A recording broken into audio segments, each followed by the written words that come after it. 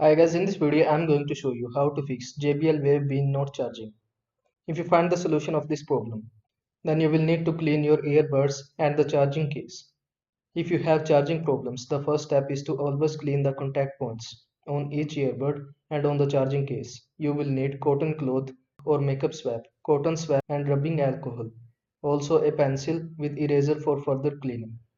Use a cotton swab with some rubbing alcohol to clean the charging terminals of the headphones. Rotate the swab and scrub lightly on each contact surface. Then use a cotton cloth to remove any dust and cotton residue left on the headphones. It is important to perform this process periodically to keep your headphones clean, thus avoiding affecting the charging speed and quality. As you can see on the picture. Wipe the contact pins in the charging case with the clean cotton swab.